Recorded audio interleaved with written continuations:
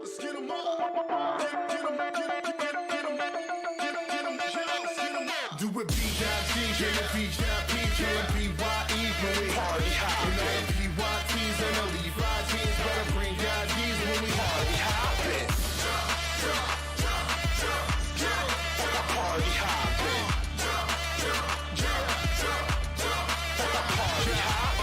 Party hoppin', party rockin'. Mama swagged out like she Barbie shopping. Fashionably late, tardy option. Night still young and I'm hardly stopping. DJ got my turn up on. Where I turn up at, might turn up wrong. Everybody in the house make it bounce tonight. Say my name, but pronounce it right. Yeah, hide in the spot, we gon' rock tonight. Come on. If not, we gon' bounce to a spot we like. Make it jump, get it pump, we gon' rock tonight. And tear the roof off, make it drop tonight. Do it B.I.G.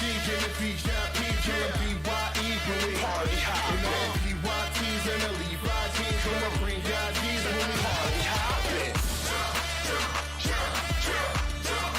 Party hoppin'. Party hoppin'. Party the party, the after party. Don't like the party, don't have to party. I came in this joint just to act a fool. Work hard, play hard, then it's back to school. Yeah. The party, the after party. Don't like the party, don't have to party. Just came in the club to lose my mind. To find a co-ed I can bump and grind. Yeah.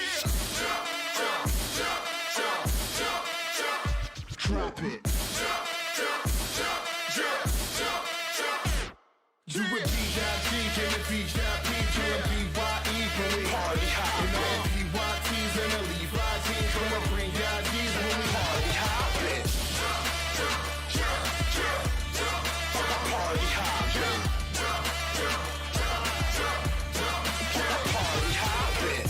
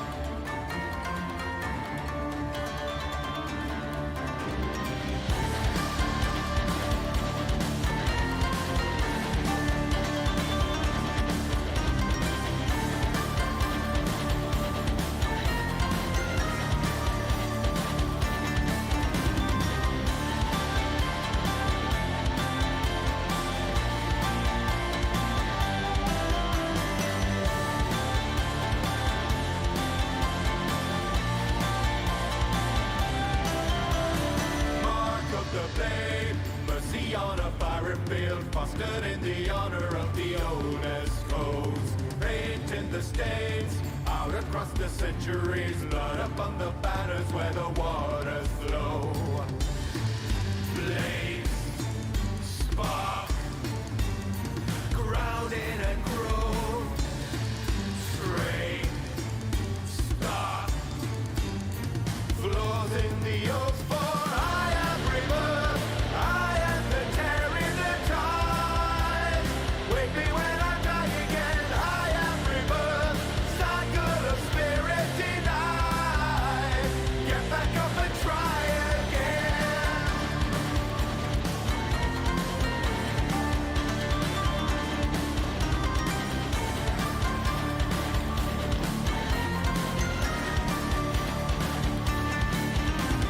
Reap the eternal from the mind. Take the memory, cast all the suffering aside to enlighten me. Reap the eternal from the mind. See the waterfall, cast all the suffering aside. Mystic emerald, sever the ties. Virgin of the parasite, consider the spirits of the permanent. Never denied, order in the acolytes. Truth's immortal codes are ever turbulent. Blades,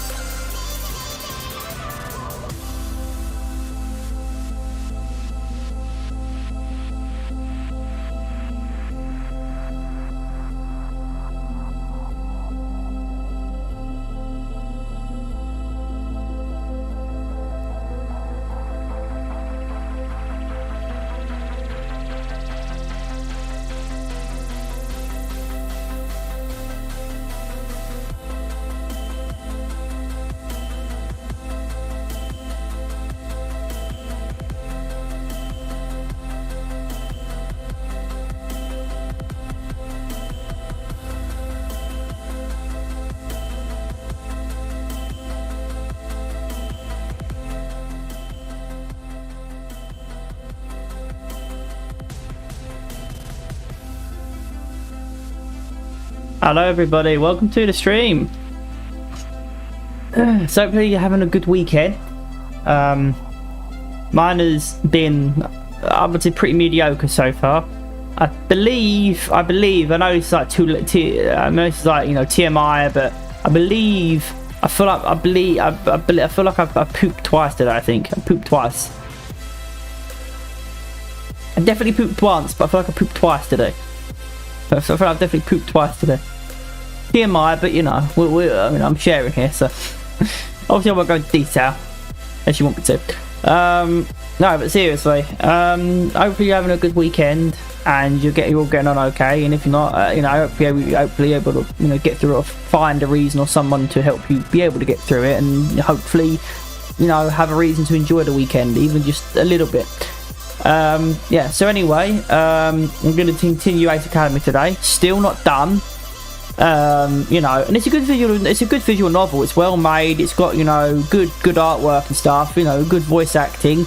Obviously, you know, they reuse some assets here and there. They're very how do I say, they're very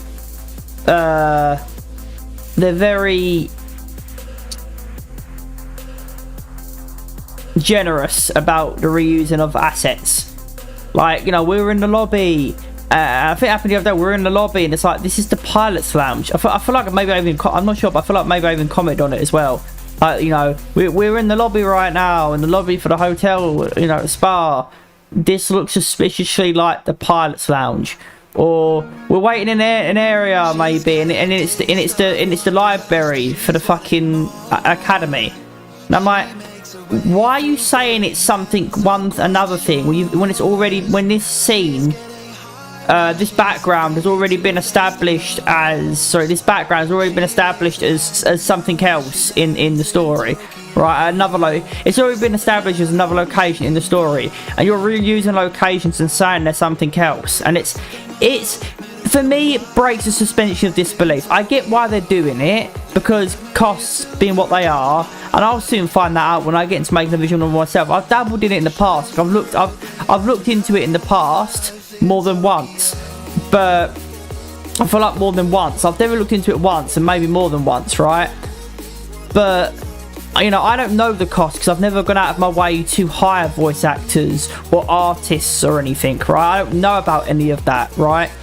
But one day, you know, I'm sure I'll find out, because, you know, yeah, it'd be cool to make my own visual novel one day, but I don't do art, I don't do music, although I have dabbled in trying to do music myself.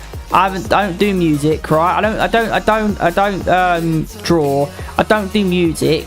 You know, I've studied to be a writer, like, so I can do the writing, obviously, and you know, that's obviously be the primary thing I want to do. But pardon me, and I can maybe do a couple voices, maybe. I'm not a professional voice actor, but I can maybe get away with doing, you know, a couple voices myself. But it would be nice to actually hire people on. One, to have a bit of variety. Right, so it's not just me trying to do the voices, because that would be shit. I'm not a professional voice actor, and I can maybe do a handful if I really tried, but I don't know about like doing multiple, right? And I would like a visual novel where there is voice acting, you know?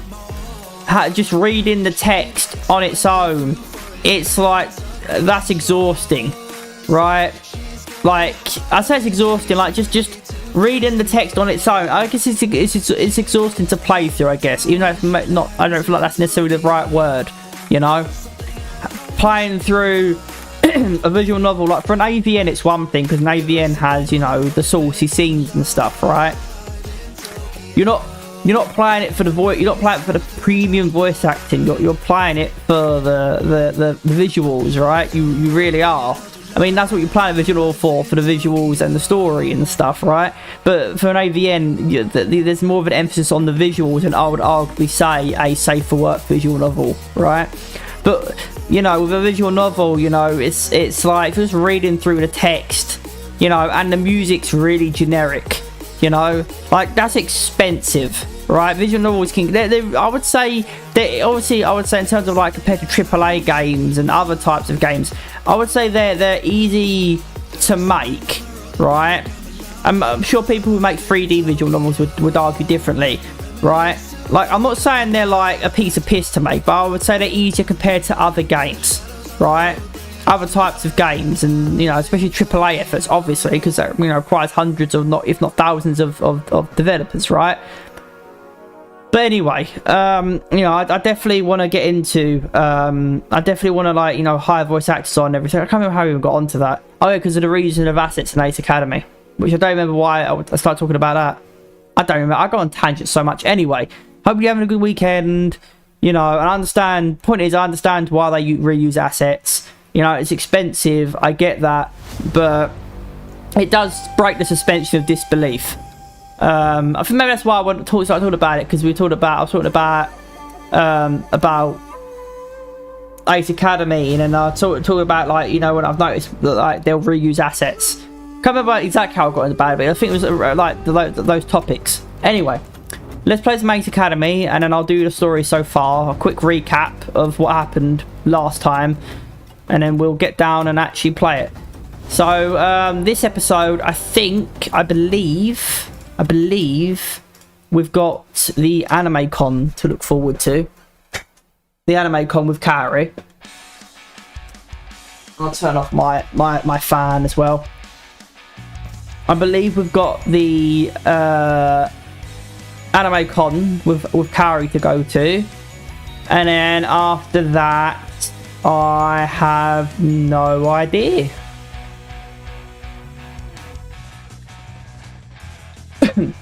It should be fairly easy to recap though, because I literally did. That's what makes it easier too. Like, obviously, you know, I don't want to burn myself out. I feel like I mentioned this the other day. Like, I don't want to, you know, it went from 1 a week to now I've done like 3, 4 visual novel streams this week, compared to the 1 a week before, right? And I feel like I do need to slow it down a little, but I'm trying to get the visual novel done so I can start a new one, right? Because I want to, you know, I want to get a move on. Is it this one? Really?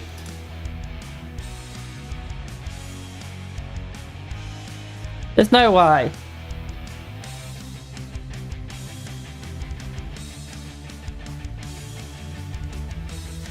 Alright. Oh, no, I was gonna say, like, why are we at the library? No, this one here. Right. So yeah, I'll read this bit and then get onto an actual screen with some colour in it, some actual graphics in it. Then I'll do the story so far. After getting ready, I wolf down my breakfast and drive to school. There we go. So the story so far is last we left off. We went to the spa to hang out, you know, a day of relaxation to unwind, decompress, get away from it all for a bit, which we did. And Sho had the wonderful idea of spying on the ladies whilst we were there, and we got caught because Sho decided that he wanted to throw a rock, skip rocks with his feet by means of kicking a pebble or stone into their pool area, you know, hot tub area, and hot spring area, sorry. And you know, they saw us or saw silhouettes of people or somebody, and I was like, oh my god, what the fuck, perverts, oh my god. And I decided to come clean, god knows why. And you know, maybe I thought, well, oh, fuck it, let's just come clean, why not, right? Let's just hold our hands up, right? Let's just admit to it. And we had food after that, and we went on I can't remember what point we went on, like a tour of like the garden or something, and we kissed Kaori. You know, we had a nice little moment with her. Me and Sho fought over a bed, rock paper scissors, and we won triumphantly. And yeah, that happened.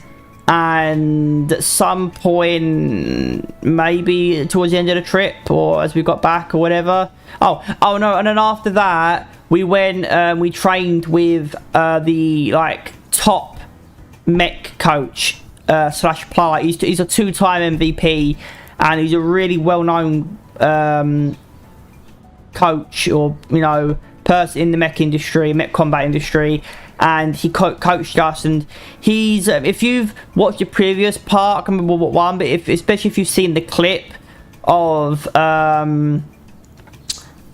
mech a guy in a mech speaking really like this, and our battles you'll be triumphant, and the coach is basically that's the coach's nephew. He's a nephew of the coach, and the show's friend. We battled show's friend at some point, and there's a clip of it as well, because you know, why not.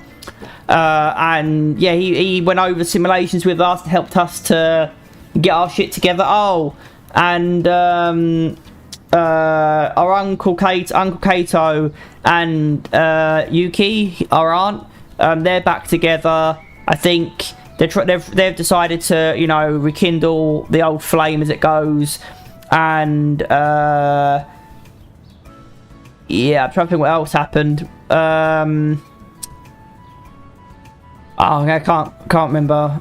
Oh yeah, and then obviously, like, you know, Kara at some point, let's say Kara, well, I'll say it again anyway, Kara at some point invited us to AnimeCon to go to that with her, because obviously she's really passionate about it. It means a lot to her, and she has no one to share it with, and obviously, you know, now that we're together, she wants to share that with us, and that would be really cool.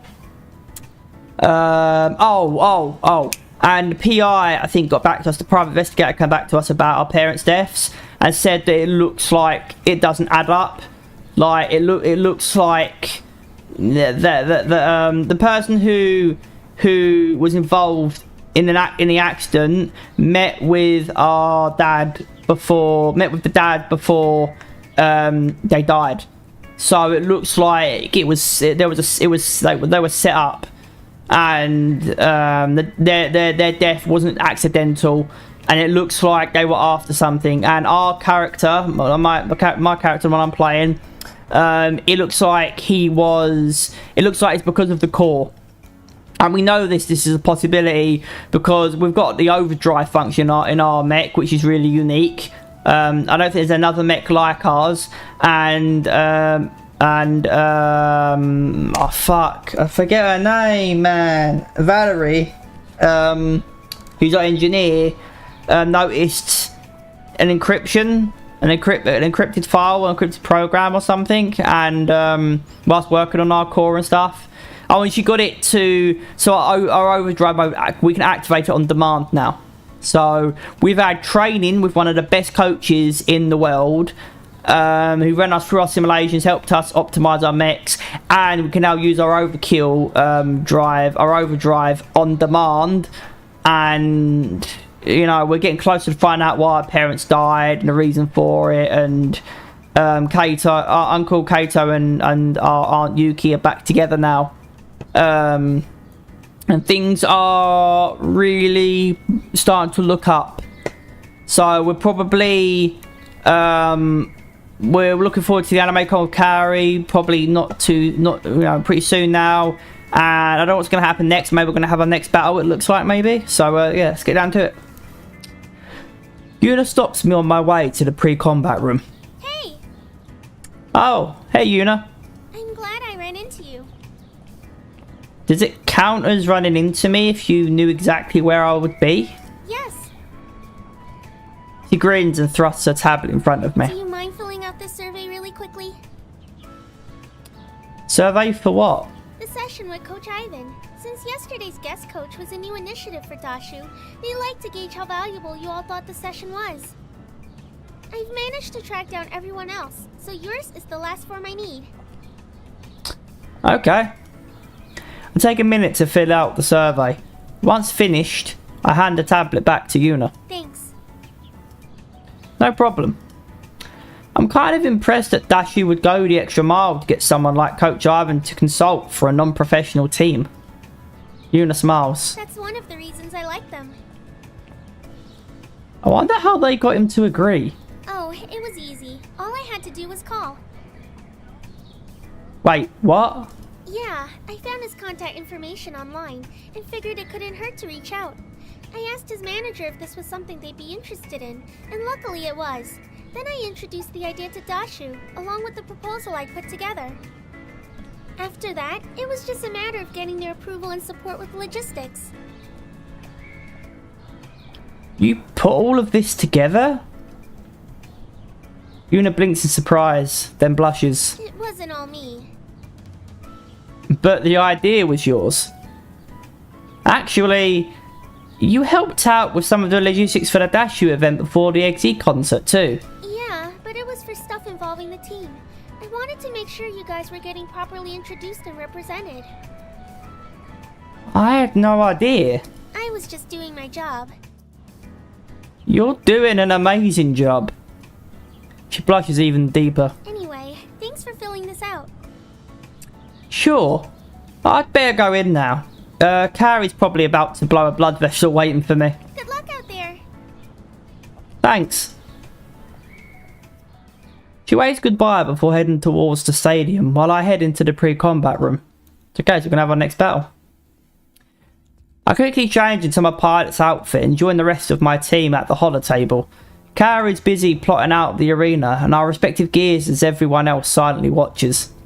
It's finally starting to set in that we're being matched against the top pilot at Ace. The confidence that I felt earlier wanes. Judging by the faces of my teammates, I'm not alone in this feeling. After a couple more seconds, Carrie takes a step back from the holograph and looks over her handiwork. Okay, this is what the war game layouts will be. As you all know, we'll be facing against Reborn, Akira's team. Mayu, can you report on their gear composition and weaponry? Mayu nods and her fingers dart across the holo table. Reborn is fully sponsored by Elusive Enterprises, which means they provide Reborn with the same cutting-edge weaponry that they provide their professional teams. Each gear is kitted out for specific purposes. That means, individually, they may have weaknesses, but as a unit, they cover each other's vulnerabilities. Hold on. We may have actually lucked out. Mayu shoots Sho a questioning look. Well, you know how they're smashing everyone in terms of points? Win or lose, they're still going to be the #1 seeded team. Okay, how does that help us? This happened last year as well. When Reborn was guaranteed the first-ranked spot, they subbed in their backup pilots. Really?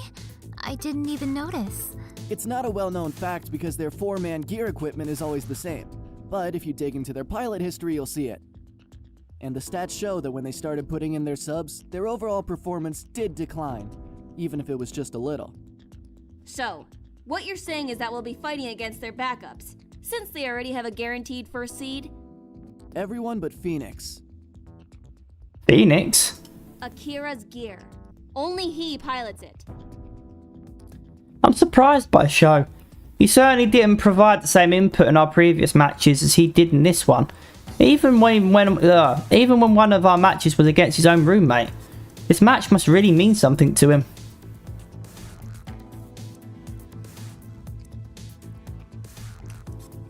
So we're fighting against their B team. That's not satisfying at all. Don't underestimate them, Broseph. They're still members of Reborn. Why would they not want to guarantee a perfect pre-season run? Or do they think they can beat us that easily? Mayu shakes her head. What they're doing is actually best for the team overall. Pilot backups train in simulations or a controlled environment. These matches give them an opportunity to gain live experience without any negative consequences. I frown. She's right. I know she's right because my team back at CIMY utilises strategy too. But it still doesn't make me feel any better. It's like being robbed of a clean win if we do win. Okay, so we can definitely use this to our advantage. Carrie changes up some of the notes on the holo table. I have an idea. What if we employ the same tactic we did against Tatsuo's team? Focus down Akira. Mayu shakes her head. That won't work. Claw of the Wild's team is Tatsuo. However, every member of Reborn is going to be strong even without Akira. True, but Akira still surpasses the rest of his team in terms of skill. Instead of focusing Akira, what if we try to pull him out and play a 3v3 against the other members? Who's going to handle 1v1 with Akira? We all look at each other. Although none of us want to admit it, it's painfully clear that he would beat any one of us in a duel. I can do it. We might not be able to beat him in a straight match, but at least I have my overdrive mode as our pocket ace again. Harry nods. And since we haven't used it since the qualifiers, they definitely won't be expecting that. That's right. As long as you keep Akira busy, we have a strong chance of beating the rest of the team and then helping you with Akira. It won't be that easy, but I think this is our best chance at winning. We hash out the details of the plan on the holotable. Remember not to immediately activate your overdrive mode when you start.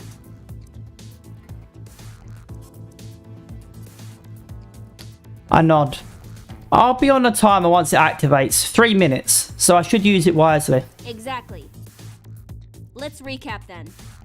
We'll create distance between the 3 of us and Eagle, with suppressive fire.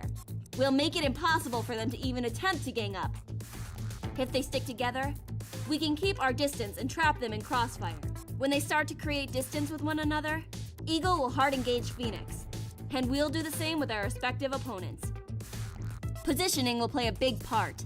We'll have to capitalize on the fact that Akira doesn't have as much team cohesion practice with the subs as he would with the regular starters. Carrie looks at me. You'll keep Akira engaged as long as you can, and we'll use the overdrive mode if it starts to look bad. I nod. That leaves the rest of us with 3-on-3. It'll be a tough match, but we should be able to beat Reborn substitute pilots without Akira there. What if Broseph goes down? We should probably plan that out too. Depending on the battle condition, it might be worth going for the safer points if things aren't in our favor. You mean take out the weakened gears instead of going for a win? Carrie crosses her arms, but nods. I blink in surprise. Judging by the sour look on her face, I can tell this strategy isn't ideal for her, but the Carrie from before would never have even considered it. She then looks at Mayu. I agree. That would be the best course of action. We win and gang up on Akira afterwards, otherwise we go for the safe points instead of trying for the win. Broseph fights Akira, we fight the other 3. Like, why are those 2 not at the end? Correct. Show nods. Okay, got it. My nerves are still jumpy, but I feel positive about our plan. We can do this! Everyone stares at Mayu. She blinks, then pokes 2 fingers together. I mean, if we try... The team laughs. Ever since she got together with Sho, ever since she got together with Sho, she's been a lot more confident. I'm really happy for her. The alarm rings, signaling us to get to our stations. Let's go! After one deep breath, I follow Carrie out of the room. Most matches during reading week are pretty quiet in terms of audience, but today the auditorium is filled with as many people, if not more, than a typical match. 2 undefeated teams, but only one will continue their winning streak.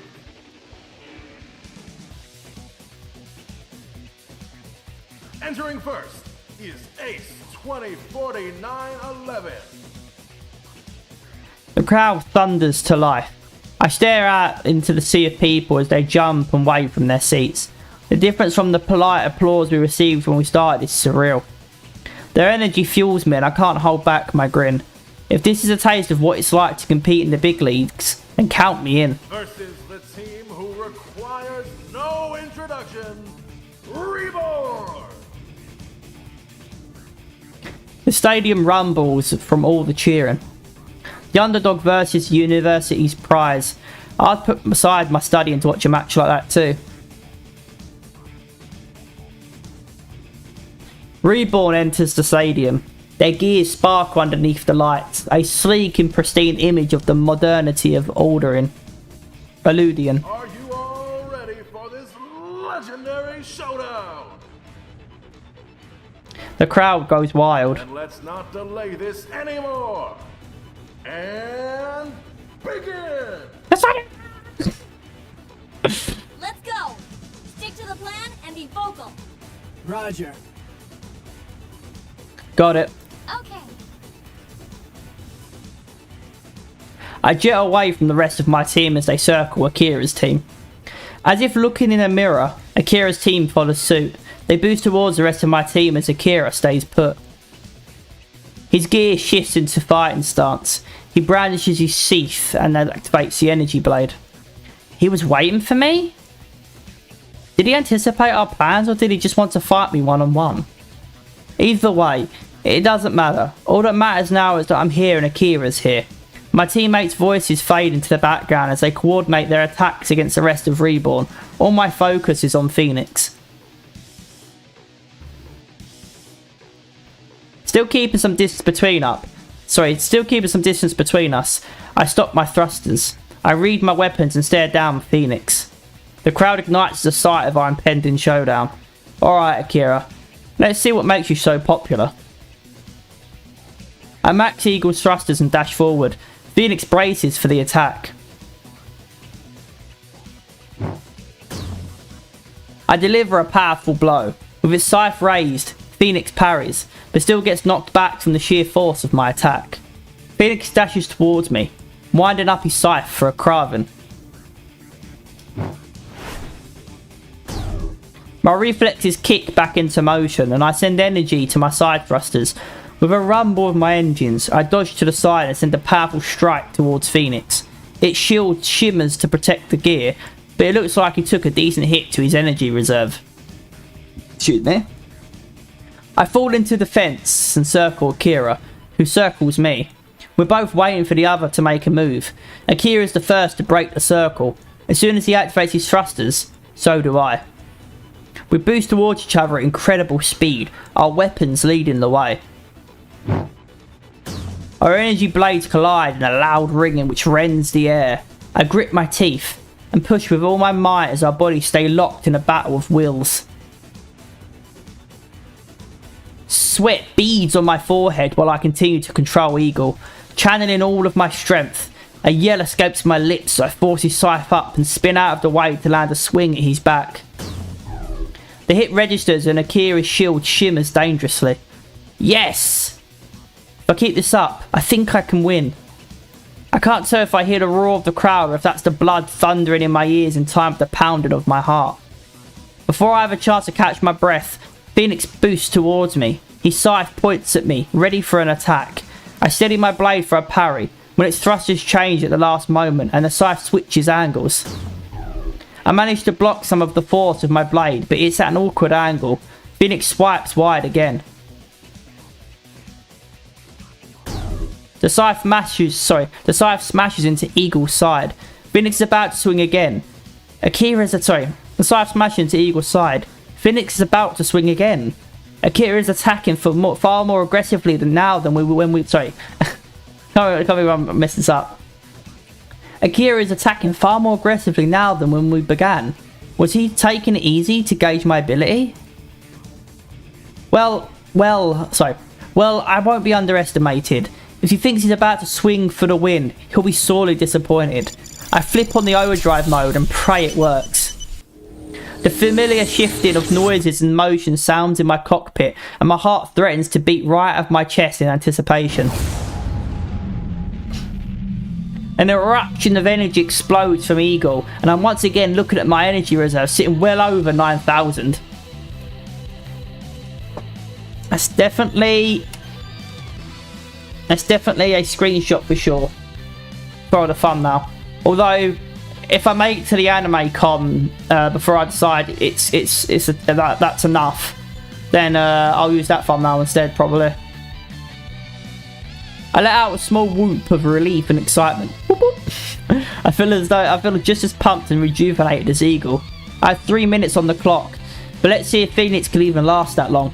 My fist glows softly from the overwhelming energy. Channeling that energy, I ready myself to attack when something collides with Eagle and forces me to slide back. Phoenix's wings extend and his entire gear is surrounded by a swirl of red energy. What? Can Akira's gear enter overdrive mode too? How is this possible? Phoenix races towards me, snapping me out of my thoughts. Phoenix makes its thrusters and leaps into the air. As it spirals down, I raise my arm and our fists collide. Waves of energy ripple away from us. Still clutching my blade in my other hand, I strike. Phoenix rolls to the side and dashes back towards me with his scythe raised. Our blades clash in a parry. Since we're both in overdrive mode, it looks like we're back on equal footing. I clench my jaw. This did not go well for me when we were simply on pilot skill. How should I play this? When in doubt, follow the plan. I need to keep Akira out of play for as long as I can. I alter my energy. Plus, it wouldn't make sense to go for the other option because he's already a match. He already outmatched us in skill and experience without overdrive mode. With overdrive mode activated, we're back on equal footing as a character said. So it doesn't, you know what I mean, we need to play defensively and not get cocky. You know, we can't lose our cool. He outplayed us, so we've got to play smart and take our time. Overdrive mode has bought us some more time, but since he has overdrive mode as well, apparently we're not the only one with it. So how his one has it is really concerning, right? And it raises a lot of questions. What makes our core so special, right? If other mechs have overdrive mode as well, how comes, you know, our core? How comes people are after our core potentially, right? I alter my energy output to play defensively and raise my blade in case I need to block or parry. I cautiously watch Phoenix, who activates again and rushes towards me. With my defense protocol enabled, I easily parry his blow and return to my defensive stance. Phoenix charges forward again, swinging a scythe to the right, which I manage to block. Without a second's hesitation, Phoenix spins and lands an energy fist into Eagle's front arc. My shield shimmers as it absorbs the blow. A blow which otherwise could have taken out a gear in one strike. I keep a watchful eye on my stats. I won't be able to delay him for too long before he'll wear me down. That's okay. Stay focused. I block blow after blow. Those which make it through my defense are absorbed by my shield.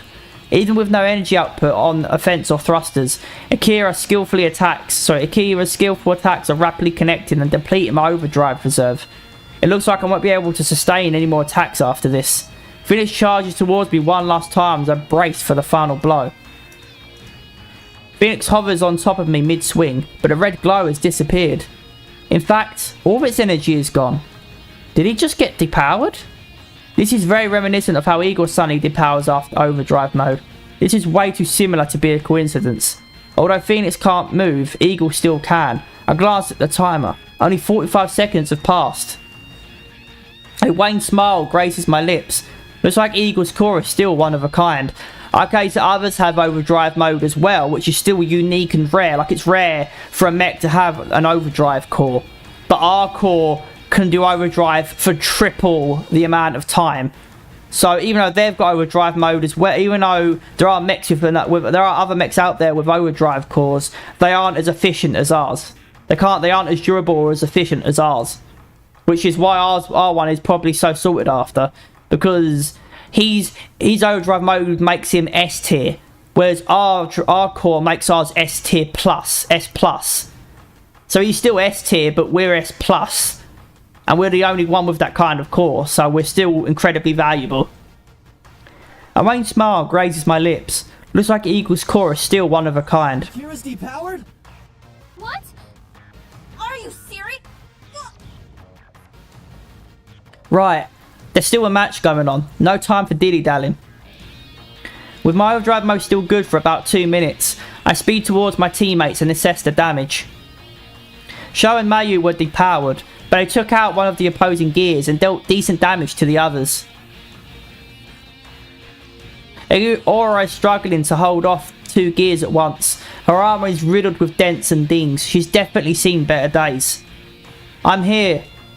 With Eagle and Aura back to back, we both ready ourselves. We can still do this. Of course, let's go. I spawn an energy shield in front of us to block the incoming attacks as Kaori charges in, safe behind a protective wall. As soon as we are within melee range, we engage the remaining gears. My shield wavers as Kaori duels one of the reborn, but it hardly matters. Her blades are a blur as they slice through the air, and soon has the opposing gear on the defensive.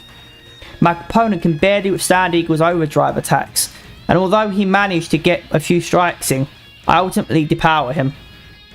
My overdrive mode expires shortly after, so I turn my attention to Kaori's battle. Even though both her and Reborn's gear are damaged, Aura is in much worse condition from the battle before. Now I'll stay quiet, we don't want to distract her. I stay quiet and watch in silence. Neither Sho nor May make a sound either. A focused Kaori is an unstoppable Kaori. Aura readjusts and readies her weapon as does the other gear. They charge each other in a clashing of blades.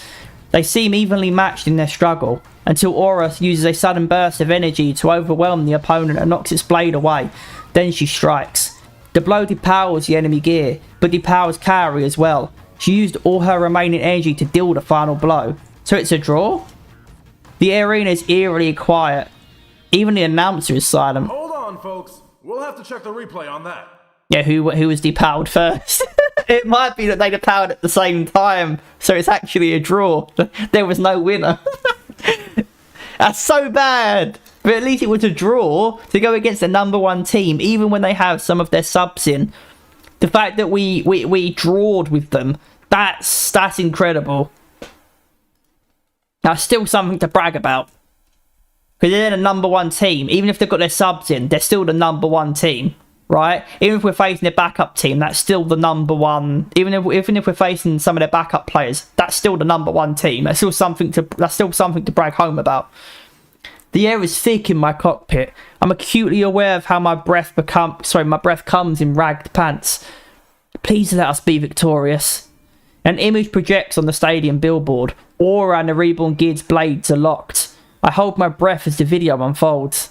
Aura forces the enemy blade away and strikes. The gear depowers, and only 1 second later, Aura depowers, which means...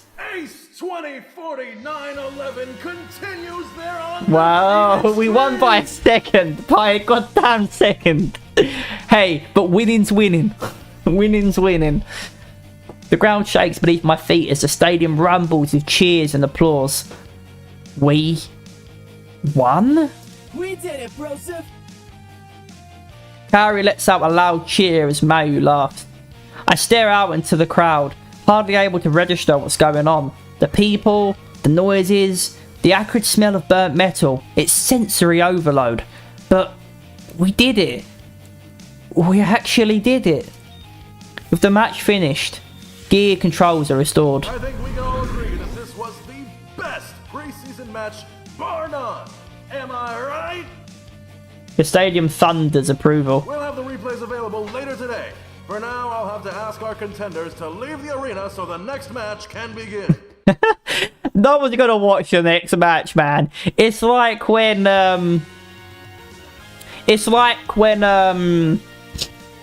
Hulk Hogan went against The Rock, and then I think after that it was the match with Triple H and Chris Jericho.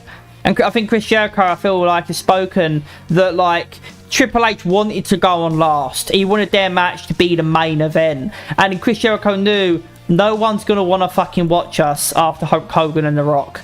Like, that's the attraction. That's the attraction match, right? As in, that's the one everybody's going to see. It's like when you go to a concert and you've got, like, support acts, right? No one's there for the support acts. You're there for the main act, right? People are going there for the big name, right? The others are just there to fill in the blanks, right? To you know, add more padding, right? More value. But the real value is in the big name band or whatever, right? Or some movies. That's why there's such a thing as star power, right? The star sells the movie. That's why you can have a new actor with tons of acting experience, right? But and the popular actor might be a shit actor compared to the upcoming one, but the popular actor is popular, so they might cast that actor because that actor will sell tickets, right? People will see it based on that actor being in that film, right? And they wouldn't do it if it didn't work. So I forget why I went on a rant about this. And oh god, man, I need to stop going on a rant, especially when my memory's bad. Anyway, we did it. Before shuffling out of the arena, Phoenix gives us a saluted wave. Speaking of Phoenix, how is it also equipped with the overdrive mode? An uneasiness settles in the pit of my stomach as we return our gears back to the hangar and make our way to the pre-combat room. I quickly change back into my uniform as questions keep swirling around in my mind. When I enter the pre-combat room, I am alone. My teammates must still be changing. Oh, that's why I thought about it, because it was like the next match. I was like, no one's going to see that match, right? Because our match was the attraction match, right? That was the big match, an underdog team, an upcoming team versus the number 1 team. And not only did we give them a run for their money, we actually ended up beating them. And it wasn't like a clear victory. It was like we beat them by 1 second. They had to watch a replay to determine who won, because it was down to the wire, right? After you watch something like that, right, you're gonna want to take a fag break. Sorry, I should preface that by saying, well, I'll explain that by saying, in the UK we call cigarettes fags, right? It's common knowledge in the UK. Right, I'm gonna go smoke a fag. It means to smoke a cigarette. Just to clarify, because otherwise people are like, wait, what did he say? Right? I don't know why I brought it up, man. Oh my god, my memory's terrible. Oh yeah, so that's why. Yeah, I remember now. Bloody hell, I keep forgetting. But yeah, like people are gonna want to take a breather, right? Go for a fag break and whatnot, right? They're not gonna, you know, there might be some who watch the next match, but most will be like, nah, man, I'm done. That was so cool. Who cares? The next match, oh man, that's not. I'm done. This is what I came to see. I'm done now. You know, people are gonna be tired out. Like, I don't have the energy to be into the next match because this one was so exciting. You know. I try and collect my thoughts, but they're just as scattered as before. I barely register my teammate's arrival. Sho suddenly throws an arm around me and pulls me close, nearly choking me. You were awesome out there! Thanks. I want to share in Sho's jubilation, but I can't stop thinking about how another gear other than Eagle was able to go into overdrive, if only for a short while. I can't believe we beat Akira and his team! Mayu's cheeks are flushed with excitement and she wears a small smile. We got lucky we won this time. It was a really close call. It was down to the wire. Oh, come on, Kaori. We won against Akira! No matter how close a call it was, we still beat the #1 team at Ace! That is true. That is also true.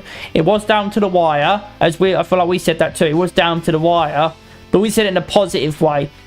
Kaori's like, you know, it was close though, right? Like, it's a bad thing. It's like, it doesn't matter if it was close. Winning's win, as we said before. Winning's winning. We still beat them.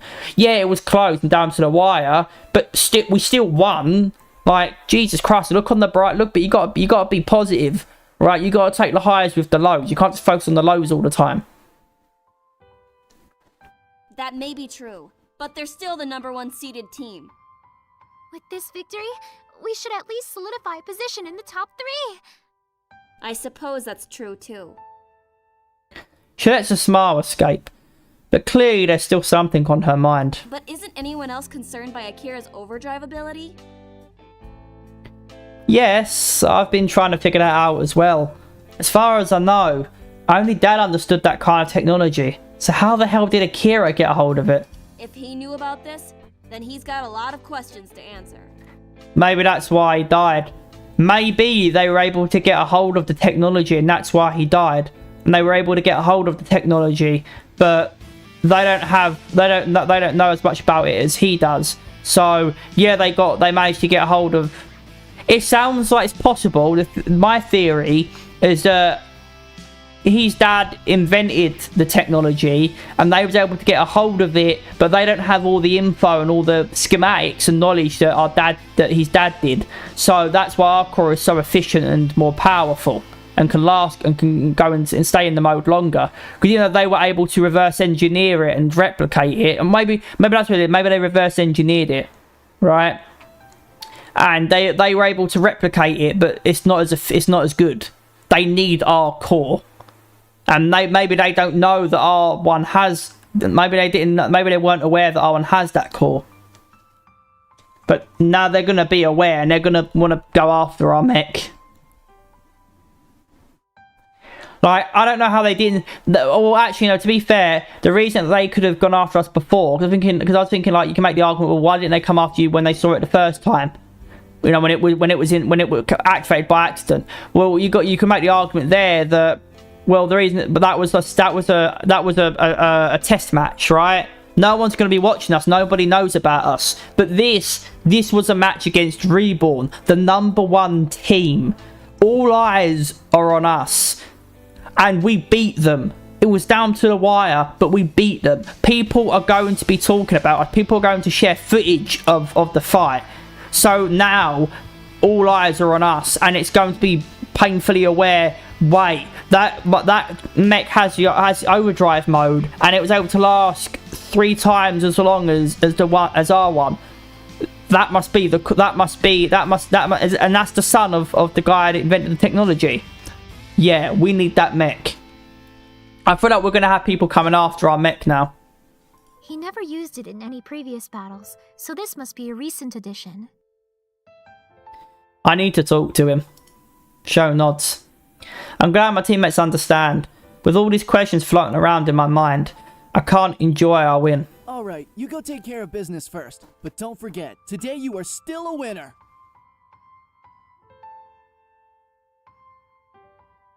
We are the champions, my friend. As soon as I get all this figured out, we are going to celebrate properly. We'll be waiting for you.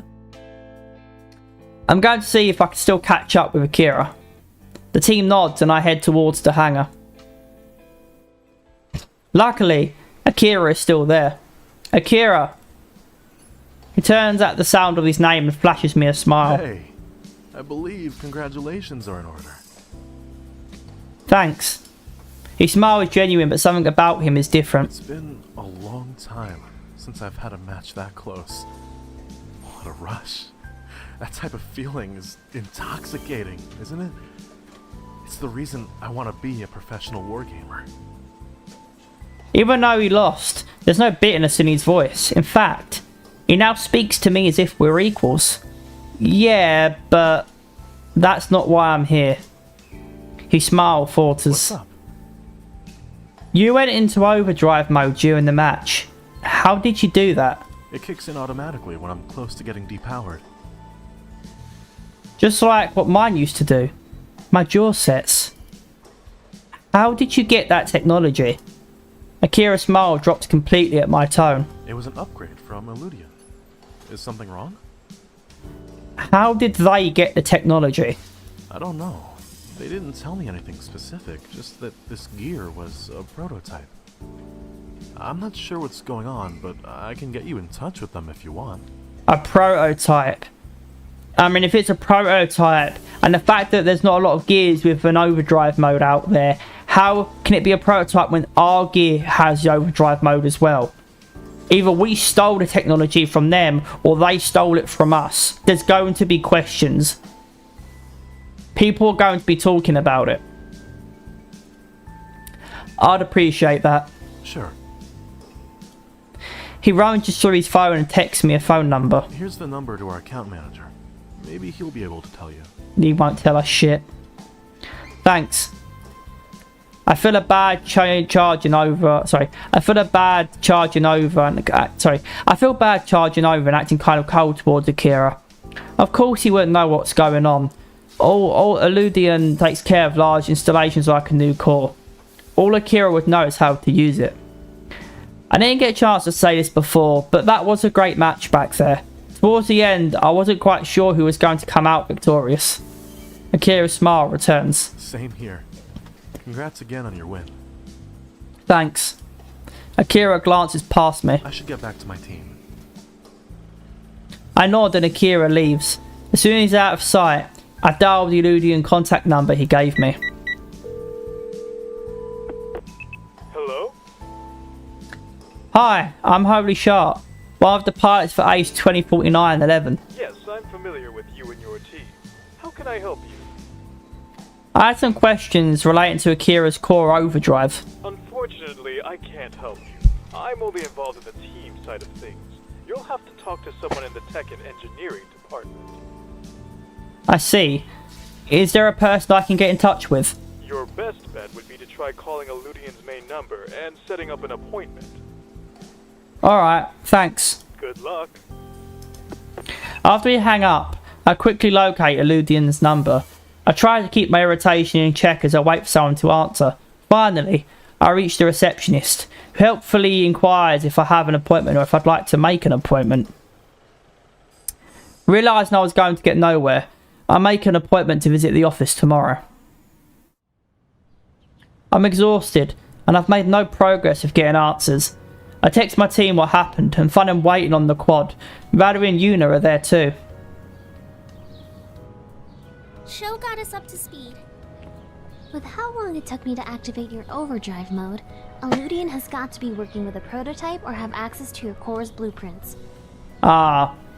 So they could have come up with it. They could have invented their own overdrive core themselves, like their own technology, their own overdrive technology, or as she said, as I've theorized earlier, they stole, like they reverse engineered ours or got a hold of the blueprints. No, hence why his dad had to die. Those are my thoughts exactly. But how would they have gotten those schematics? I didn't give it to them. Promise. I give her a weak grin. That's not what I was implying, but it's still good to know. Still, that sucks, Broseph. May nods. I'm a little surprised the account manager doesn't know that information. Yuna looks thoughtful. I think for larger companies like Elusive, it makes sense. The account managers are the liaison between the sponsor and the sponsee, so that's their main focus. They make sure the team gets what was supposed to go to them, so they don't need to know how that item was acquired or developed in the first place. Yeah, it's not their job to ask questions. So it's not their job isn't to ask what's in the box and how'd you get it. It's just their job to pass it along. The only time you see a lot of interdepartmental duties is when you're with smaller companies. Does Dashu have a similar model as Elusive? Oh yes, definitely. Especially since they sponsor more than one industry.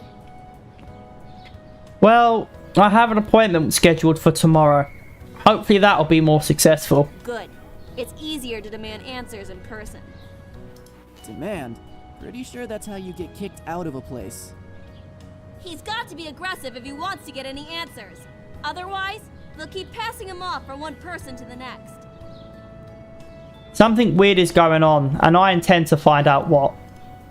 My voice holds more confidence than I feel. I can't quiet the sinking feeling in my pit of my stomach. Yuna nods and speaks gently. For now, you should try not to stress about it. Yeah, there's not much you can do. You're right, I know. I think I'm going to head home then. I don't feel much like celebrating. The team murmurs their assent. The mood is completely ruined, which is too bad because this was the win we'd been waiting for. Once I get to the bottom of this, I promise we'll celebrate properly. We say our goodbyes and I head to the parking lot. Then I hop on my bike and I head home. Uncle Kato and Nikki are both sitting on the couch watching TV when I arrive. Hi Uncle Kato. Hey Nikki. Kato grins at me. Welcome back. How was your match? Actually, Finally, you're home. I thought you were going to miss it. Miss what? The Moskers, of course. Did you forget?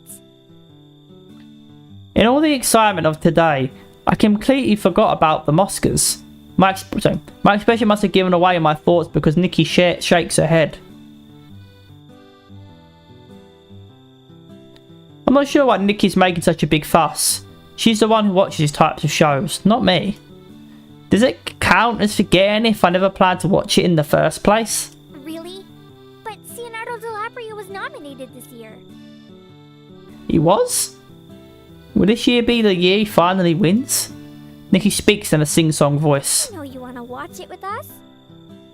Yeah, I have a good feeling about this year. Alright, but I don't know if I can take watching my boy CEO lose again. We'll be here to make you feel better and not laugh in your face. Thanks. I snuggle in between them on the couch just as the opening number starts. I only partially pay attention to most of the nominations. Every so often I peek at Uncle Kato and Nikki. Kato looks about as engaged as I am, while Nikki is practically on the edge of her seat. Every so often she'd shout out who she hopes to win. Finally, it's the moment we've all been waiting for, the nominations for Best Actor. Leonardo DiCaprio was nominated for his role in the apparition against a handful of people no one cares about. Uncle Kato and I look over at each other in solidarity. Nikki leans so far forward in her seat, I'm afraid she's going to fall off. And the Mosker goes to... I hold my breath as the announcer rips open the envelope in the slowest way possible. Leonardo DiLabrio. Nikki jumps up and screams while Uncle Kato throws a fist in the air and shouts excitedly. Jump up with Nikki. That'll do, MC Leonardo. That'll do. I can't hold my grin and a wave of pride washes over me. This was a long time coming. It's about time that he was formally recognised for his talents. I can hardly believe it. Honestly, Nikki, I'm surprised you're so excited by this. I didn't realise you liked him. This is a momentous event. What's not to like? Before I can answer, she shushes me. Oh, he's about to give his speech. We watch as Leonardo graciously accepts his Mosker and runs through his list of thanks. And finally, I'd like to mention how thankful I am that we took care of global warming back in 2016, so everyone can finally enjoy the wonders of the show, innit? The audience roars with applause as CEO walks off the What a stage. classy guy. The voice I did, sure, why not? Yeah. yeah, they said it, yeah. Probably why she's surprised. Never heard him speak before. He was waiting for the day he wins an Oscar to finally reveal. He's Mosker. To finally show off to finally let everyone know what he sounds like. Nikki gets back on her feet. Anybody want a snack? Kato perks up. I wouldn't say no to that. Ah, same here. Be right back. She runs off into the kitchen, returns with a plate of strawberries. Ooh, strawberries. Uncle Kato's face lights up as he grabs the closest one to him. Without hesitation, he takes a huge bite and catches himself as chocolate dribbles down his chin. Wait, is that chocolate? Yeah. I pick up a strawberry and pop it in my mouth. Mmm, cream filled. I also have some filled with gelatin and cookie butter. This is amazing. She beams. Do you really think so? Yes. I eat another strawberry in response. Where did you find this idea? I don't know. I was just thinking about how I wanted chocolate-covered strawberries, but I hate when the chocolate comes off unevenly or the shell breaks off when you bite into it. I figured this was a better yet still delicious alternative. I can confirm it is. Uncle Kato eats another strawberry. Do you think you can make this at the cafe? Nikki's eyes glitter. Seriously? You think it's that good? Definitely. It's a simple twist on a familiar treat. I have no doubts it'll be well received. I'd be honored. Good for her. Great. What do you want to call them? Cutberries, strawberry dream, fruit suckles. I'll give a serious answer for once, why not? What about strawberry dream? That's not terrible. Uncle Kato looks thoughtful. It's vague enough that it can encompass all the different filling options. We'll think about it. Right. Well, since nobody here appreciates my genius, I'm going to bed. It is getting late. Uncle Kato stifles a yawn. Yeah, I think I'm going to turn in too. He starts to get up and pops the last strawberry into his I mouth. thought you were going to bed. I couldn't leave the poor thing to live on that plate all alone. Better that he's with his friends. Yeah, in your arse. Yep, definitely time for me to go to bed. Nikki giggles. After I help her clean up the kitchen a bit, I head upstairs and dream of dessert. So hot, man. I wake up from some vigorous shaking and open my eyes to the familiar frown of my favourite fiery redhead. Hey! Wake up! Still groggy, I half mumble a response. Oh, how did you get in here? Nikki let me in and told me you were still sleeping. Now wake up! Oh no, I'm not waking up. What? I reach out from under my bed and grab Carrie's arms, then pull her into me. She loses her balance and her torso falls on top of me in my bed. Hey! Let me go! She begins to pull away, but I hold her close. Her face is inches away from my own and her hair tickles me as it falls around her face. I gently kiss her cheek. She pauses and I can feel the warmth in her face as I kiss her cheek again. Just join me. She hesitates and tries to pull away again. No! We have to... Another voice calls out, interrupting Carrie. Jeez, guys, at least close your door. Nikki pops her head into the room and mimics a look of disgust before closing the door for us. Carrie breaks free from my grasp and leaps away from me as soon as she hears Nikki's voice. Nothing's happening! I hear Nikki's laughter clearly from the other side of the door. Likely story. Carrie whirls on me. Her face is even redder than I thought was possible. Idiot! Carrie pouts. Ugh, forget it. I was just teasing. I'll get up. She crosses her arm like she doesn't believe me. I'm about to throw off my blankets when I remembered what I decided to wear to bed last night. You might want to look away for a second. Why? After competition. Why not? You gotta be bold sometimes. You just gotta go for it. A mischievous grin spreads across my face. Because of this.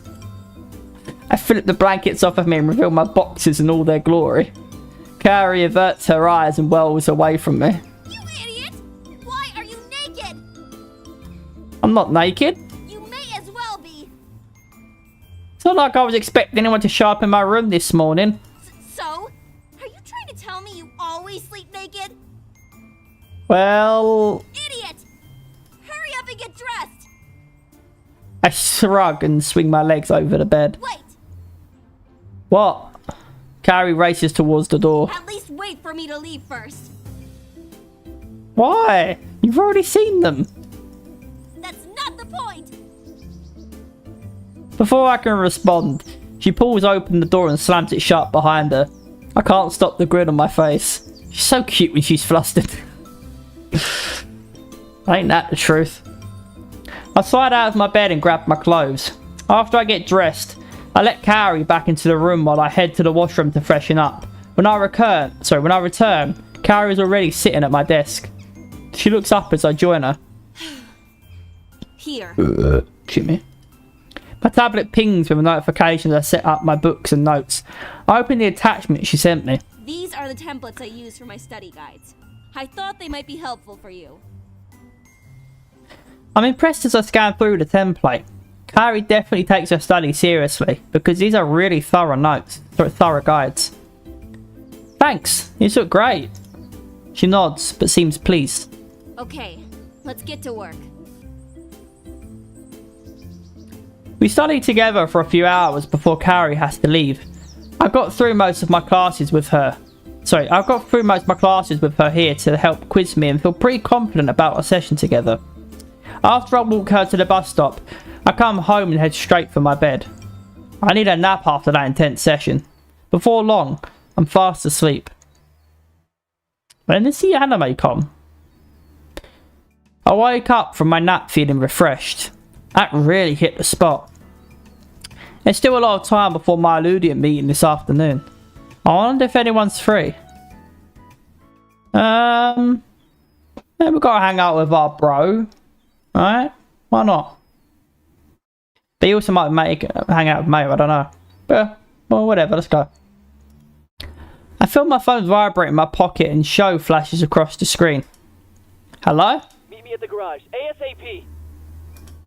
Huh? Why? I have to show you something cool. Another fancy car? Even better. Alright, I'll be over in a bit. Make haste. Alright. I hop on my bike and drive over, wondering what exactly the surprise could be. When I arrive at the garage, Sho waits impatiently for me by the entrance. He ushers me in without a word and then navigates to a secluded part of the garage. A big blanket covers an outline of a car. Here it is! That's a pretty sweet beige blanket, man. Show frowns and shakes his head. No, it's what's underneath. Oh? Yep, Well, enough with the suspense already. Roger. With one swooping grab, Show throws the blanket off. Beside him is a vintage model 2017 Third Mustang in a fresh blue paint and white racing stripes. I've seen this in an old school car photos, but never one up close. This is so cool. Where'd you get it? Get it? I built it. Built it? Yeah, I found the frame from an old mechanic shop and then thought I'd try to restore it. It was hard to find all the different pieces, and I've been working on it for a few years, but it's finally done! He grins proudly. I thought you'd appreciate an American-manufactured car. He's right about that. I still can't believe these things need refueling every week. Talk about a non-sustainable source of energy. Yeah, it's pretty insane when you think about how hard the oil companies are trying to roadblock the electric I car. have to give big props to Tesla and their revolutionary Model Trio. We both nod. I still can't imagine what people in 2017 would think if they knew we'd have self-driving cars with renewable energy that only needed a monthly charge. But the best part's still coming up. What is it? The roar of an engine, of course. I've seen YouTube videos of it, but never had the pleasure of hearing one. My bike is the closest I've come to hearing an authentic engine, and even that is an inadequate comparison.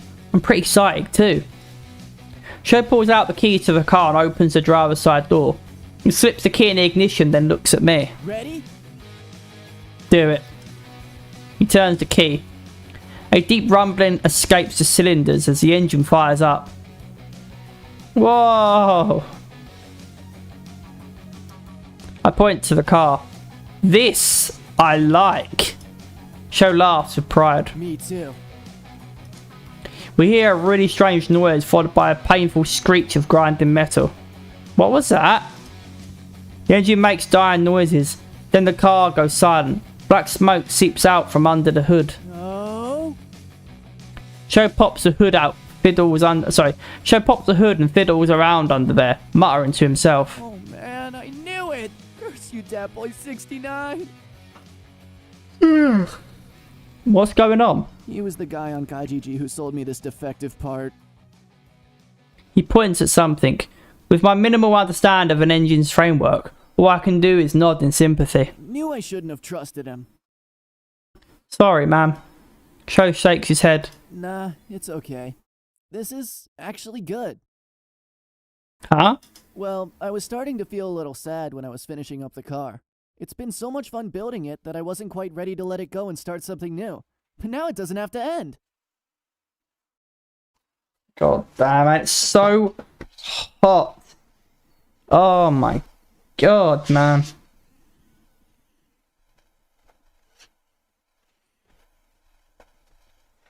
Oh, yeah, that's another thing. I did actually spilt some drink on my phone when I woke up this morning. It wasn't a whole lot, it was like a little splash. It wasn't like the phone got drenched or anything. And it is IP68 resistant or whatever. It was a fizzy drink, but it had ice in it, in a glass, and it's Pepsi Max. It's like there's no sugar in it, so it and I didn't get everywhere. I only got like a little bit on the screen, and it got under the case a little bit. It wasn't a whole lot, it was just like a little splash. So like, the phone, and I've used the phone since then, and it seemed perfectly fine, and I gave it a good thorough clean as best I can. So, and luckily I've got it insured and stuff, so if it did end up going wonky, I can always cash that in. So I'm glad I got that.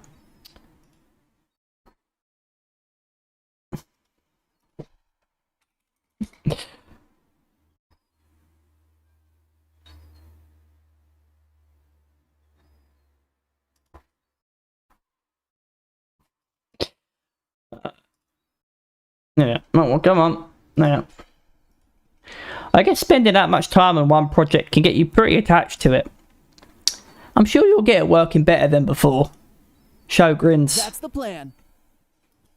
He scratches the back of his head. Sorry, I guess it wasn't much of a show. I probably should have tested it out first, but I was too excited. No way. The ignition was worth it. You got that right. We both grin. It looks like you've got some work to do. It looks like you've got some work to do, so I'm gonna head out. Let me know when it's ready. For a test drive, that is. Of course. I'm excited to see the real finished project.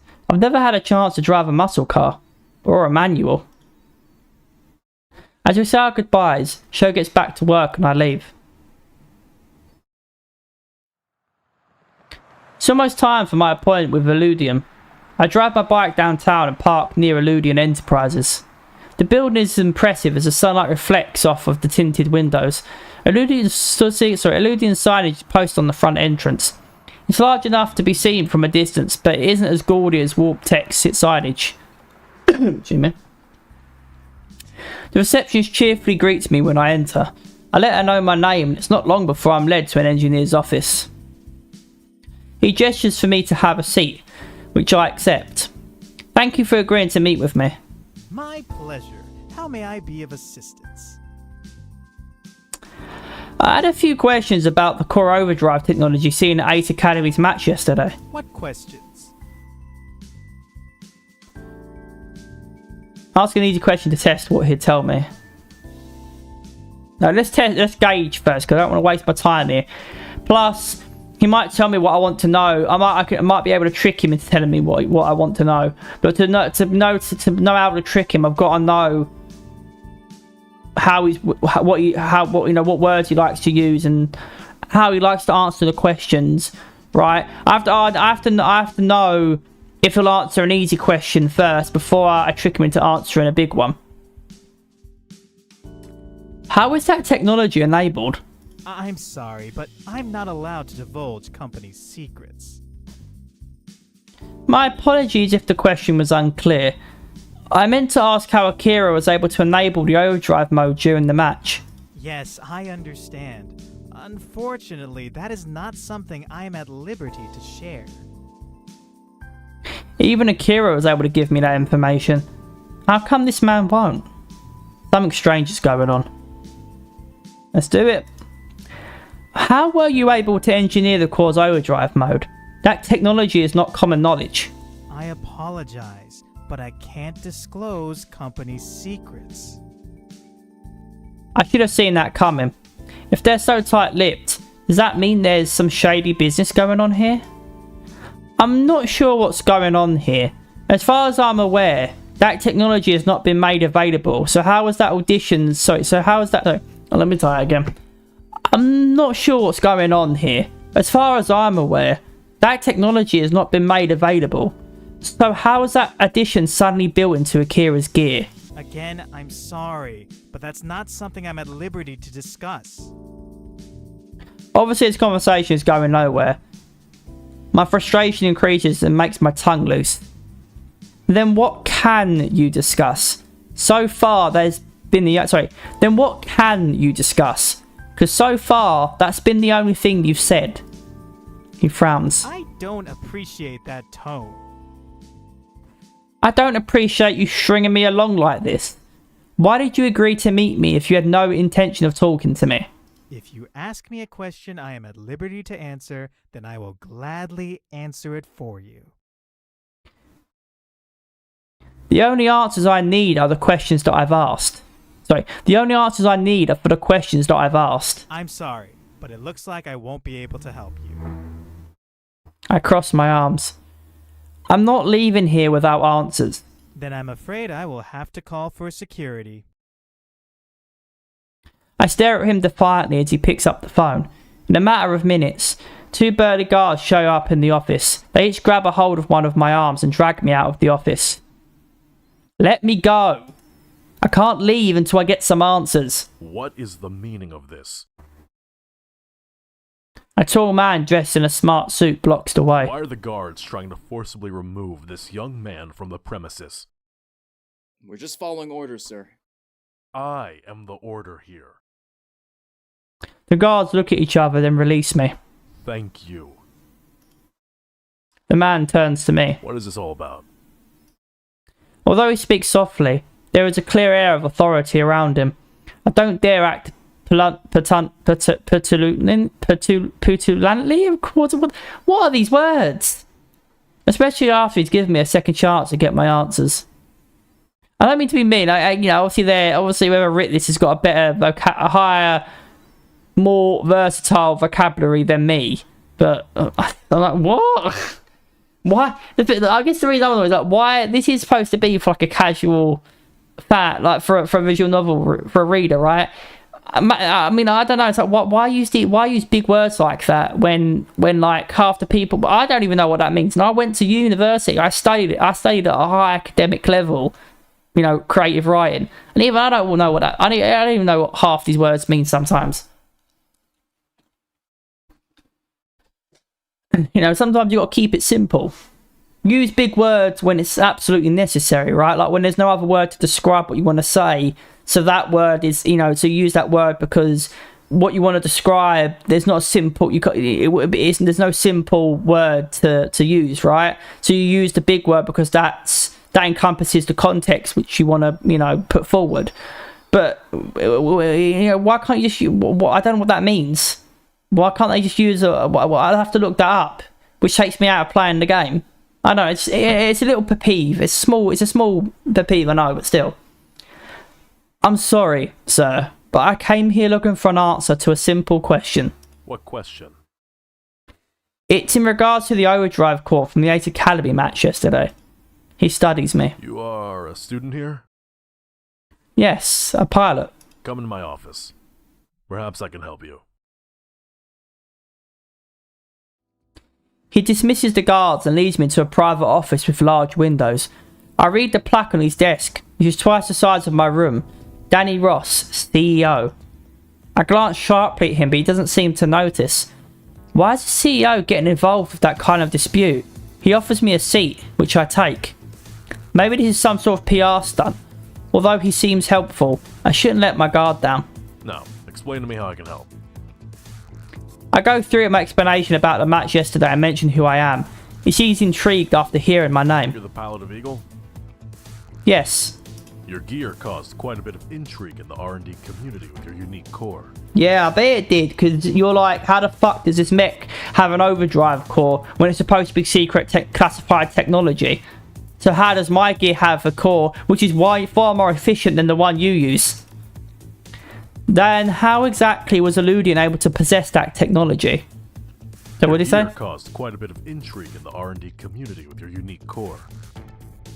Then how exactly was Elusive able to possess that technology? He raises an eyebrow to imply the answer is obvious. We partnered with Midori Energy to develop the core. Midori Energy supplied the schematics, and of course the Elusive team worked hard to build and refine it. I blink. Midori Energy? Does he mean... Sorry, Midori Energy? Does he mean Midori Energy Incorporated?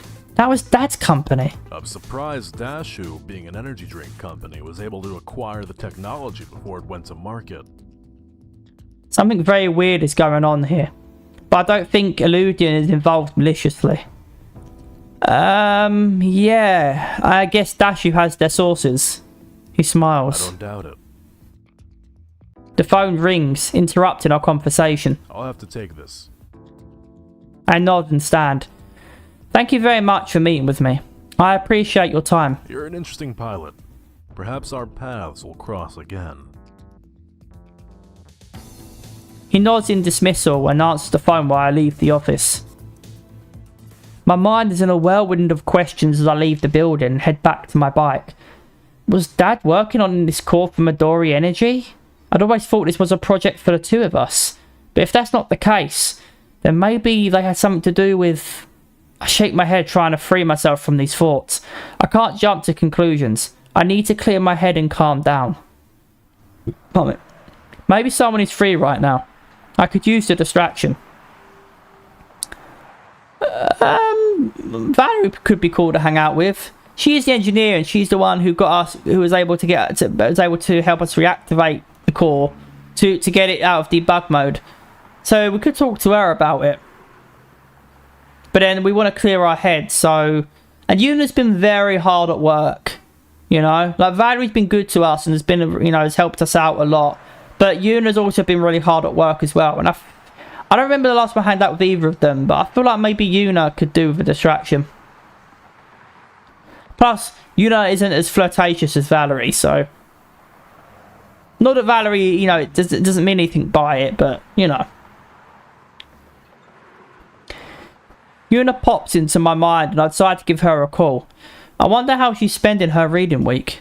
She answers the phone almost immediately. Hello?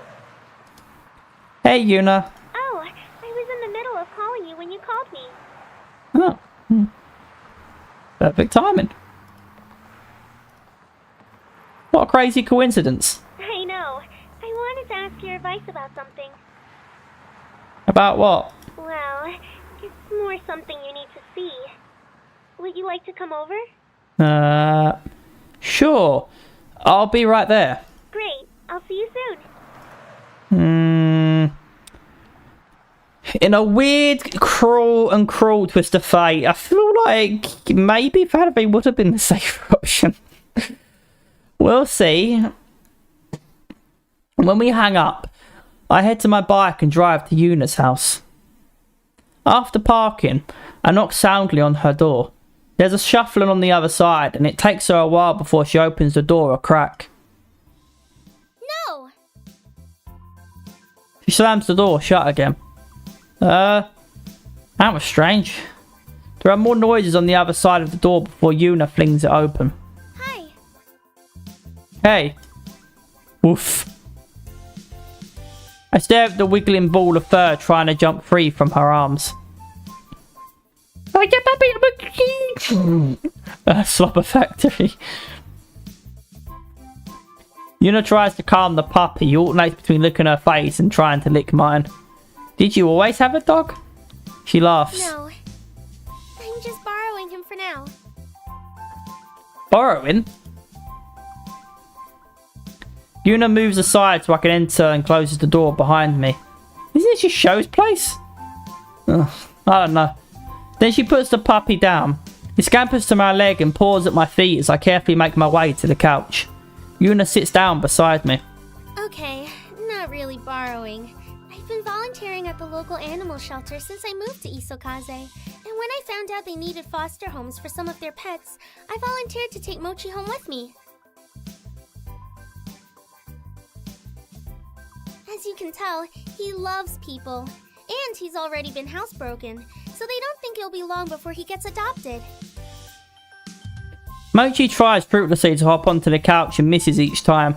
After attempting a few more times, he sits back on his haunches and whines. Yuna giggles and scoops him back up in her arms. He settles into her lap. How long have you had him? About a week. Actually, I wanted to ask you about that. I'll have to give him back next week, but I don't really want to. You want to adopt him? She nods and fondly pets Mochi's head. The house doesn't feel so big and empty when he's around. I glance around the living room. The space is conservatively decorated, but includes a lot of photographs of the family. Antique vases and cabinets tastefully fill the space. I wonder if these are family heirlooms or aren't passed down from generation to generation. Look at all the smiling faces of Yuna, Yudai, and her parents. I can understand why Yuna feels alone in such a big house. She's constantly reminded of her past. What did your parents say? Yuna bites her lip. I haven't told them yet.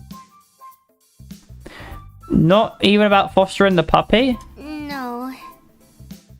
I'm not sure what they'll say. We used to have dogs back when we still lived in the countryside, so it's not like I don't know how to take care of them. Maybe they won't even notice. Mushi's plush bed is in the corner where the kitchen and the living room connect. Compared to the rest of the decor, his colourful and modern toys stick out like a sore thumb. I think they might. She frowns and furrows her brow. Mochi seems to sense her anxiety and places his front paws on her chest to lick her face again. Mochi! She turns her face away but laughs. Oh, he loves you. Keep him. I couldn't say before about responsibilities, but she's a very responsible lady, right? Like she's our team's manager, for crying out loud. I feel like she's weighed the responsibility. She's aware of the responsibility. You should just talk to your parents. I'm sure they'd understand if you told them why. She wrinkles her brow again. then nods. I suppose it can't be helped. They'd find out sooner or later. It sounds like you've already made up your mind. Maybe. She pauses. It's not that I'm worried my parents will say no. I don't think they'd be opposed to the idea. I don't want them to think they're bad parents. I understand why they don't stay here for too long, and I don't want them to think I'm lonely. Are you lonely? It can be a little quiet. Mochi yips and hops off of Yuna's lap. He races towards his bed of toys, sliding on the hardwood floors. I think he wants to play. Play fetch, play tug of war, forget toys, give belly rubs. Now, he wants to play with the toys, so we'll do that. Mochi grabs a thick braided rope in his mouth, and I grab the other end, then lightly tug. Mochi pulls back, his tail still wagging. I increase the pressure. Mochi pushes his weight back onto his hind legs so his butt is in the air. He growls affectionately as he shakes his head back and forth. I gently let go and my end of the rope drops harmlessly to the ground. Mochi pauses and cocks his head to the side as if asking what I'm doing. You were too strong. Yuna giggles. Mochi, you won! Oops, now that he's all wound up, I should probably take him for a walk so he doesn't accidentally wet himself. Yeah, that wouldn't be good. Do you want to join? I glance out the window at the darkened sky.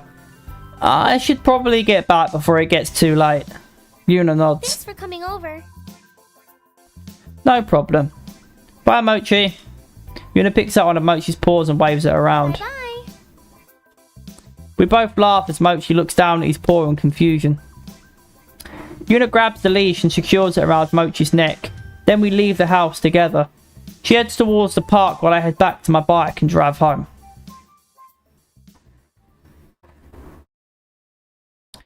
When I arrive home, Yuki is rummaging through the drawers in the living room. She glances at me and grins. Oh, good, you're here. Where are your rubber bands? Huh? Rubber bands, I need them. Why? He just smiles. Do you know where... Do you know where they are? Yeah, they're in the bottom drawer of the table beneath the mirror. Yuki searches through the drawer and pulls out a rubber band. Thanks. I watch her curiously as she wanders into the kitchen. She ties the rubber band around the nozzle spray next to the faucet. Afterwards, she grabs Uncle Kato's phone, which was lying unattended on the kitchen table.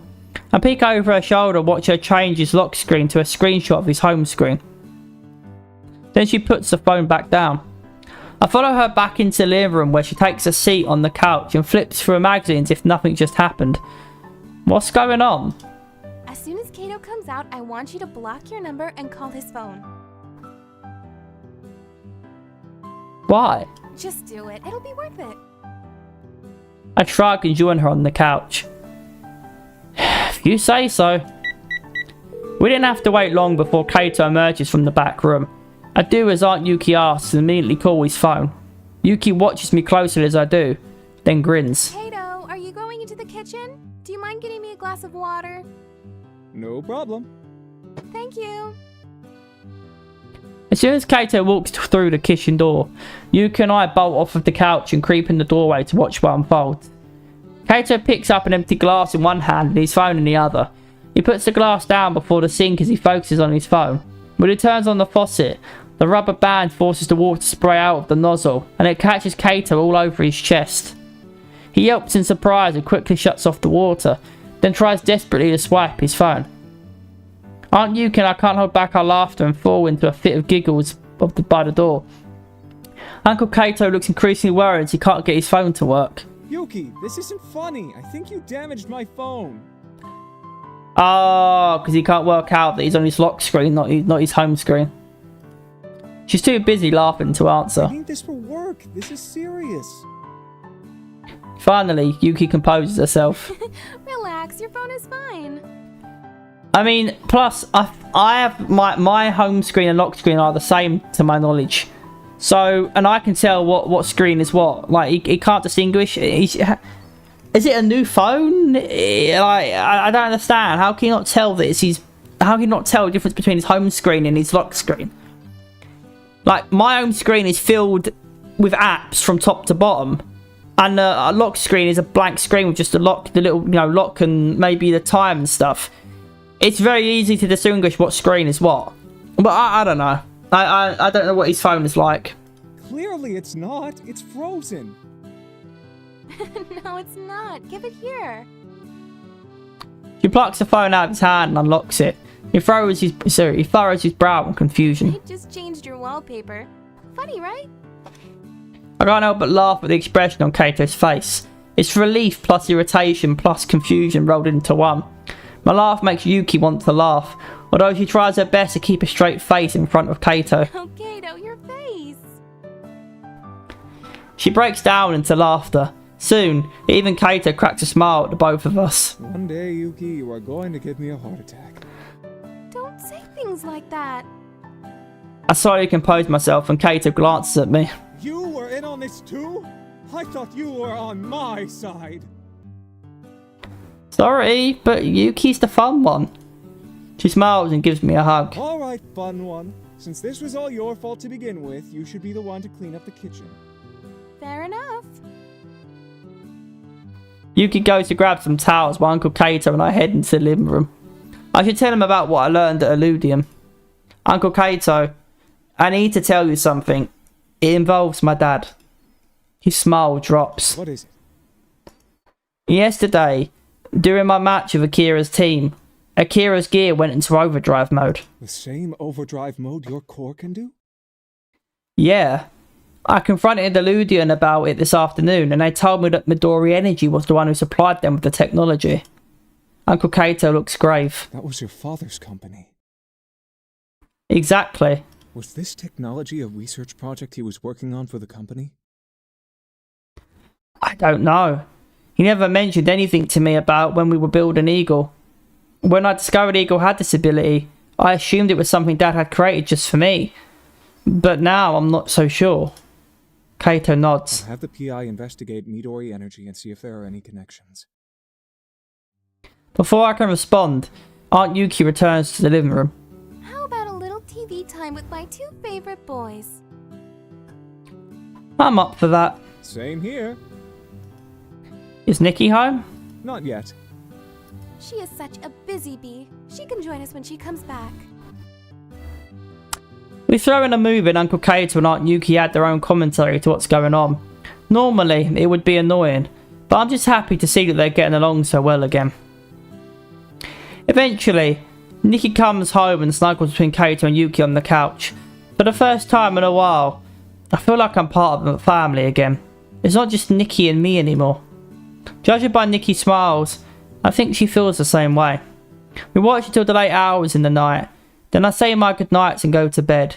It's not long before I've drifted off to sleep.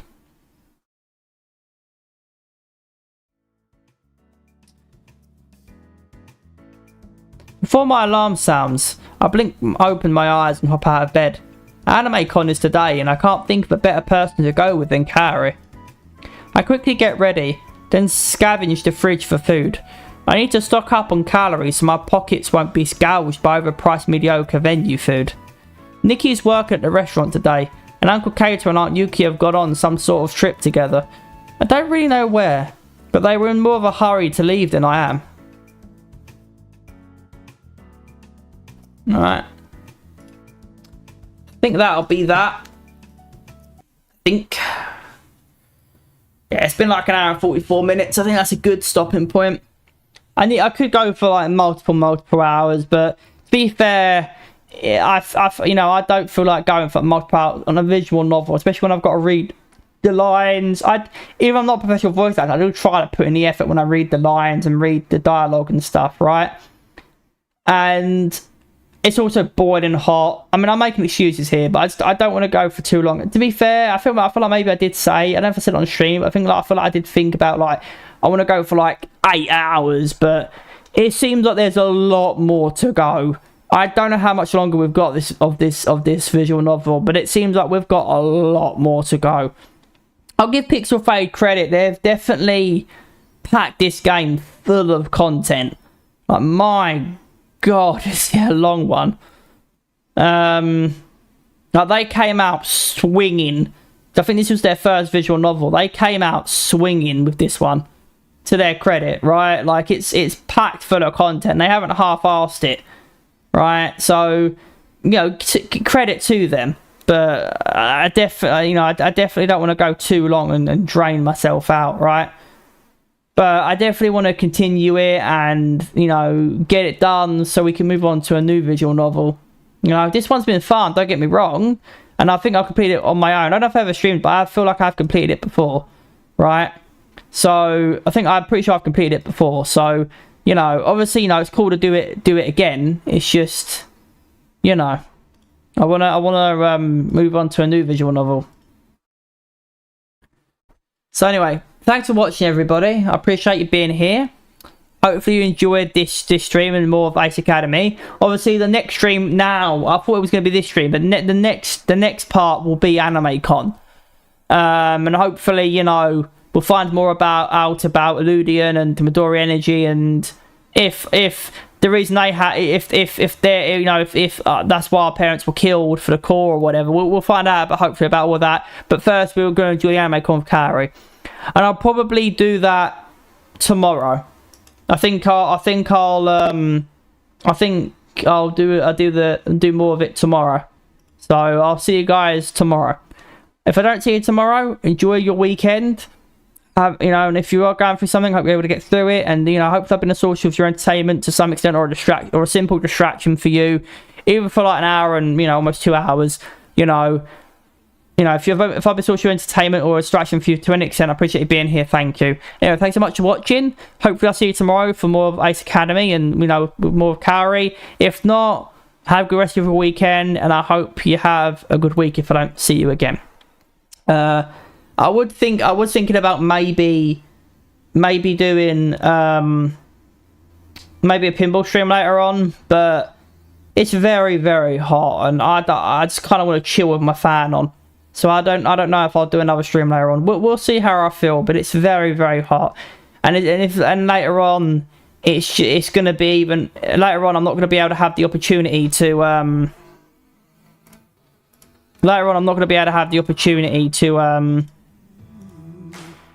have my fan on and my window open, right? Because as it gets late, I don't want bugs coming into my room, and, you know, there's no point having my fan on if I've not got air circulating in the room, right? Because then it's constantly just blowing the same, you know, hot air at me, right? So thanks so much for watching, everybody. See you guys hopefully tomorrow for my Academy. If not, have a good rest of your weekend, and hopefully have a good week as well. Smash subscribe, and I'll see you guys later. Bye.